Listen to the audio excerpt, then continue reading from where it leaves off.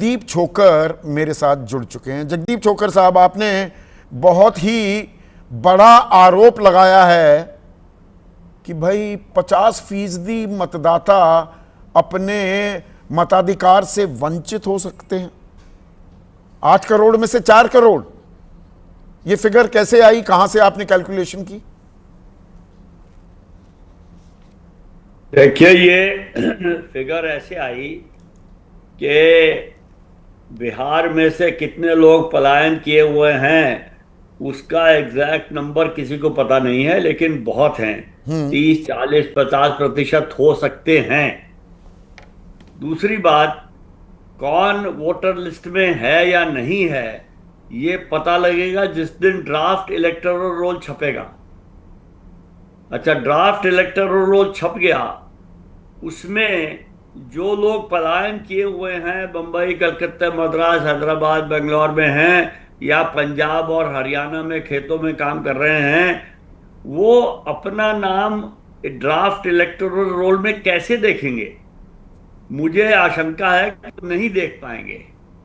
क्योंकि वो नहीं देख पाएंगे, उनके हो सकता है, कोई कह सकते हैं कि उनके रिश्तेदार जो बिहार में हैं वो देखेंगे, लेकिन जो पूरी के पूरे परिवार पलायन किए हुए हैं उनका कौन देखेगा? तो मुझे ये आशंका है कि बहुत से लोग चुनाव, ये जो ड्राफ्ट इलेक्टोरल रोल है उसको देख नहीं पाएंगे, और क्योंकि वो देख नहीं पाएंगे तो अगर उनका नाम उसमें नहीं होगा तो उनका नाम उसमें फिर नहीं आएगा। पर यहां पर एक बड़ा पर है, कल शाम 6 बजे तक, यानी कि 8 जुलाई। जगदीप जी, एक सेकंड सुनिएगा ना सर। कुल मिलाकर 7 करोड़ 90 लाख के करीब वोटर हैं। 7 करोड़ 70 लाख गणना फॉर्म बांटे गए हैं, ये जो समीक्षा चल रही है। हाँ। लगभग 97%। उनमें से 3 करोड़ 71 लाख गणना फॉर्म जमा हो चुके हैं सर, 47.95%, 48% कल तक। अभी 16 दिन बचे हुए हैं, तो मतलब 48% अभी जमा हो गए फॉर्म, तो 50% का नाम कैसे गायब हो जाएगा? ये थोड़ा मैं गणित नहीं समझ पा रहा।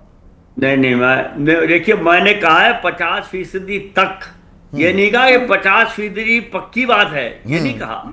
दूसरी बात, फॉर्म बंट गए हैं और जमा हो गए हैं। आपको मेरे ख्याल में याद होगा जो अखबारों में विज्ञापन आया था बिहार इलेक्टोरल ऑफिसर का, बिहार के चीफ इलेक्टोरल ऑफिसर का, उसके बाद न्यूज़ 24 के राजीव रंजन का वीडियो मैंने देखा, और फिर मैंने और भी देखे। बहुत से लोग गांवों में कह रहे हैं और बीएलओ भी कह रहे थे कि आप फॉर्म पे अपना मोबाइल नंबर और आधार कार्ड लिख के दस्तखत करके दे दीजिए, फोटो लगाने की भी जरूरत नहीं। ये इश्तेहार आए थे, 6 तारीख थी, रविवार का दिन था, कि अगर डॉक्यूमेंट है नहीं, दस्तावेज नहीं भी है, तो फॉर्म भर के आप जमा करा दो। क्लैरिफिकेशन आया कि कागजात तो देने पड़ेंगे, चाहे 25 जुलाई तक दीजिए या 1 महीने बाद तक दीजिए। अगर किसी ने वो कागज नहीं दिए तो उनका फॉर्म तो जमा हो गया, लेकिन उसका फायदा क्या होगा? मैं उसके बाद 1-2 दफा ये कह चुका हूं कि जिस दिन फॉर्म जमा करने की आखिरी तारीख है 25 जुलाई, 26 जुलाई को ये प्रेस नोट आएगा कि 99.9% फॉर्म जमा हो गए हैं, और ये बिल्कुल ठीक है।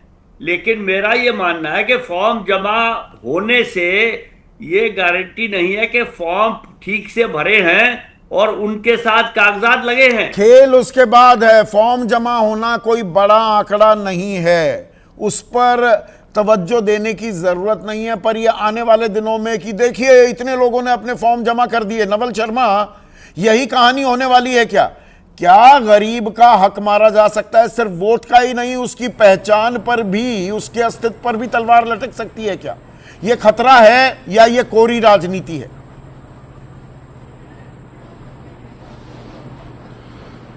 जी संदीप जी, मैं आपके सवाल का जवाब एक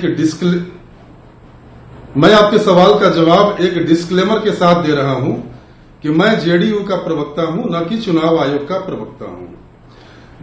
लेकिन मैं एक अनुशासित पार्टी का प्रवक्ता हूं। और मेरी पार्टी भारत में लोकतंत्र के शुद्धिकरण के लिए चुनाव आयोग द्वारा उठाए गए प्रत्येक कदम का मजबूती से समर्थन करती है।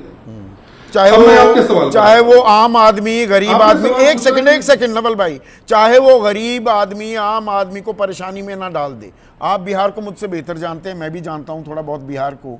ये जो 11 दस्तावेज हैं, ईमानदारी से बताइएगा नवल भाई, ये होंगे आम बिहारी के पास?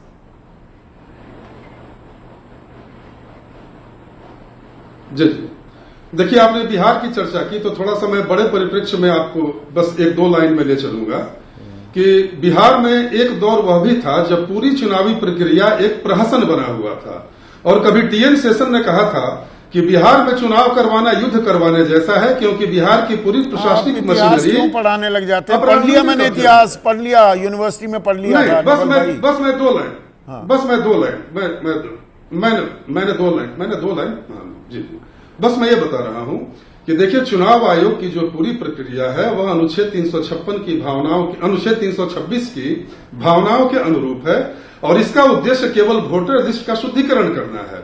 लेकिन विपक्ष इसे जिस रूप में प्रचारित कर रहा है, उससे लग रहा है कि में आधार से बड़ी हाई तौबा बच जाएगी। इतने लोगों के नाम आप जहां भी जाते हैं आधार कार्ड से आपकी पहचान साबित होती है कि नहीं? एयरपोर्ट जाइए, किसी ट्रेन में सफर कीजिए, किसी होटल में बुकिंग हुई है, कहीं पे डोमिसाइल सर्टिफिकेट जो बनवाना है, 14 लाख लोगों ने आवेदन दे दिया है ना बिहार में, वो डोमिसाइल सर्टिफिकेट आधार जमा करा दो, आपको मिल जाएगा। पर आधार नहीं बनेगा आपके पहचान पत्र का। ये हो क्या रहा है? जी मैंने पहले ही डिस्क्लेमर दे दिया कि मैं जेडीयू का प्रवक्ता हूं, और जेडीयू के प्रवक्ता के रूप में जवाब दूंगा संदीप भाई। जहां तक मुझे लगता है आपने खुद बोला कि आधार पहचान का आधार है, और यही संवैधानिक सत्य है कि आधार आपकी आइडेंटिटी का आधार है, जो मैं समझता हूं। देखिए, हम एक और खबर ब्रेक कर रहे हैं नवल भाई। स्वामी बना भारत संघ। एक सेकंड ज्ञानेश कुमार, जिनका मैं जिक्र कर रहा हूं, काफी ज्ञान है उनके पास।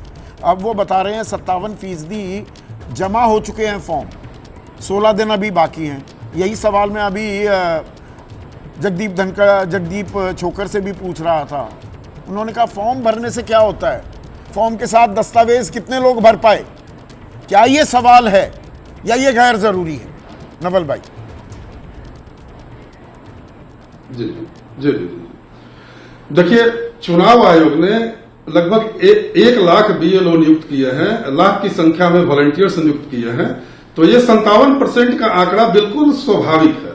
दूसरी बात है नहीं स्वाभाविक भविष्य में क्या होगा, इनमें दस्तावेज भी साथ में संलग्न हो गए जो दस्तावेज चाहिए, या बिना दस्तावेज के भी वो चल रहे थे ना विज्ञापन। सारे बिहार के संस्करण में अखबारों में आए ना कि बिना दस्तावेज भी आप फॉर्म भर दो बस। ये कहा था ना बिहार चुनाव अधिकारी ने। बाद में चुनाव आयोग पलट गया कि नहीं, दस्तावेज तो देने होंगे।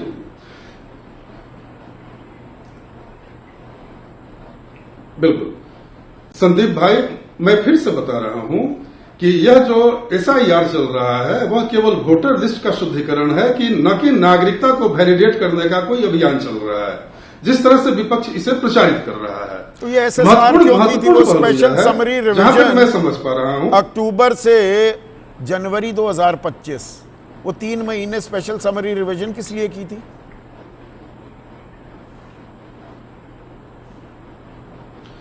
देखिए, आप भी जानते हैं कि मतदाता सूची में कितने तरह की गड़बड़ियां होती हैं। मृत व्यक्तियों के नाम से लेकर डुप्लीकेसी से लेकर अवैध आप्रवासियों से लेकर कई तरह की समस्याएं होती हैं, और गहन पुनरीक्षण इसलिए चलता है कि इसका शुद्धिकरण 2003 में भी चला था ये संदीप जी।